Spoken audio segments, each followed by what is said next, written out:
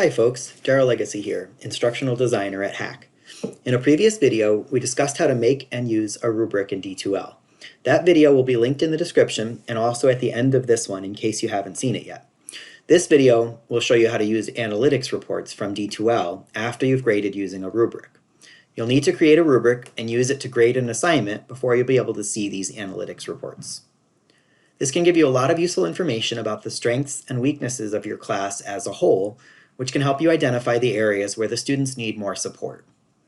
In order to see the rubric analytics for an assignment you've graded, first go back to your list of created rubrics by clicking on Edit Course, and then scroll down to the Assessment section and click on Rubrics.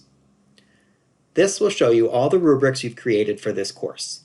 Click the down arrow next to the rubric you graded with, and then click View Statistics. Click the Competency Activities tab, which will then show the number of assignments you assessed with this rubric and the overall average score. Click the bar graph symbol under the Actions column to open the statistics for this course. The default view will be the Overall tab, which will show you the grading level breakdown for the overall scores on the rubric. It also gives you the average score and the mode, which can be helpful if you're comparing to other assignments. The other tabs provide more detailed information. The Individual Statistics tab will show the overall grade for every student whose assignment has been graded using the rubric. One quick note, clicking this tab in front of other people or in front of your class will reveal personal student grade information, which may be a violation of FERPA rules. If you used an analytic rubric, the Criteria Statistics tab will provide a grading level breakdown for each individual criterion. This information can be used to see which criteria the class is scoring well or poorly on, allowing you to focus your lessons more toward areas they may not be fully understanding.